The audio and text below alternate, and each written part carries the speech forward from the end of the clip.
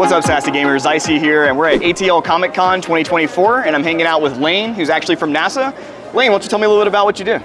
Hey, so yeah, I'm a technical writer. I work for the SLS Stratcom department. Part of what I do is I work with our engineers who work on the elements for the SLS rocket. Sometimes I do things as simple as help critique their emails. Sometimes I write articles about them, and sometimes I write papers for anything that is kind of in engineer speak, so that you and I can kind of... Like a technical document. Right, like the general public kind of like understands it a little bit better. Gotcha. Well, I mean, I know me growing up, like Star Wars is what introduced me to space, right? Like X-Wing fighters, like all that stuff is what really got me into knowing what space was. Mm-hmm. And here we are at Atlanta Comic Con. I see NASA's here. Kind of interesting, because I know pop culture is referencing a lot of space, but why is NASA here today? What are we talking about? Well, here at the con, we are talking about the Artemis missions, which are the missions that are going to send humankind back to the moon for the first time in over 50 years. Gotcha. And why do you feel like that's important?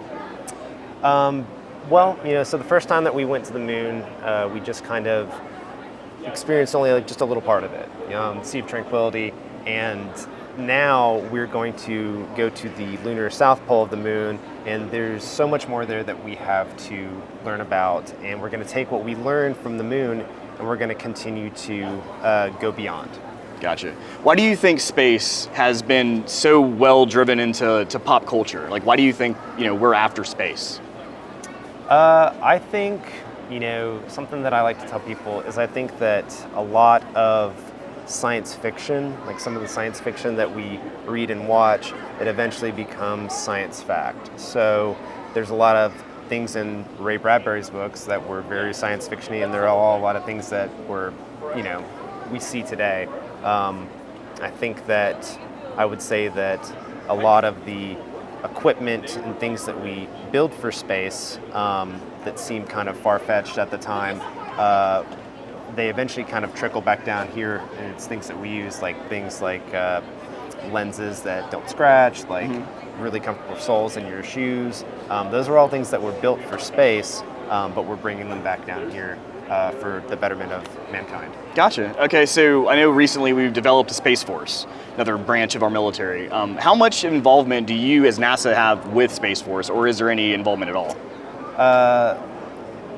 Space Force is a completely different entity. We are separate from them. What NASA focuses on is science and exploration and a peaceful way to go beyond. Do you think there's anything that you've read or any sort of material that you've seen that accurately represents what space is? Yeah, so the movie The Martian with Matt Damon, okay.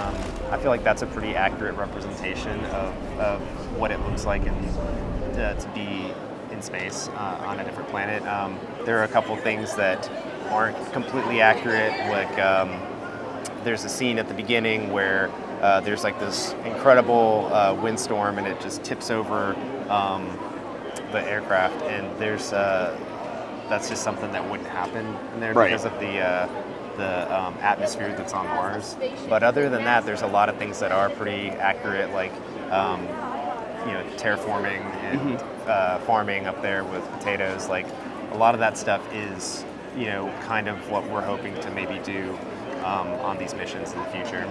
So with technology now, we have VR and different AR technology spaces that we use that can give us a virtual reality of what we're doing. As far as training, is there anything that you guys use in that space? So there's nothing that I can think of that's at Marshall. However, I believe at Kennedy Space Center in Florida, there's a mixed reality simulator that technicians use. Okay, so the technicians use it. How is it helping them figure out what they need to do?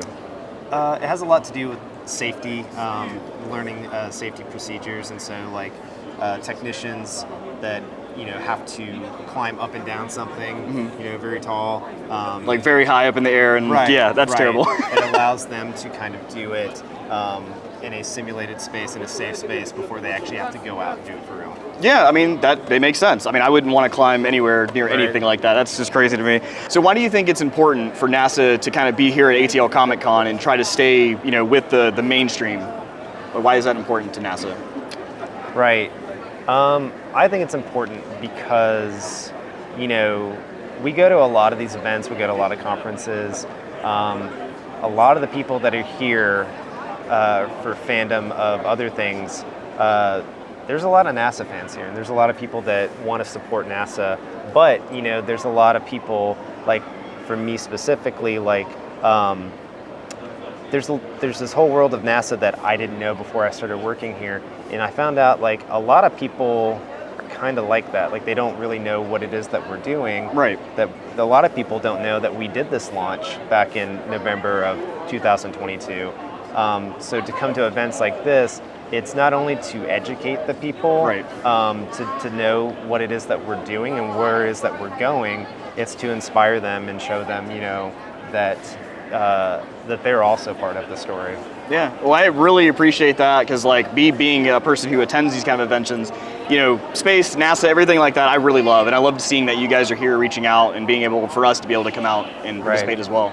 So, for those who are watching, how can we support NASA? Like, what can we do to help out the endeavors? Right. I would just say to be invested in the program and to keep up with all of our progress, especially with these Artemis missions. In September 2025 is when we're expected to launch Artemis 2, and then in September of 2026 is when we're expecting to launch Artemis 3, and hopefully that's the time that we're going to go back and have boots on the moon. So. Awesome. Well, hey, Lane, it's been a pleasure talking to you. Thank you so much, yeah, and hope you guys enjoy it. Thanks. Take care.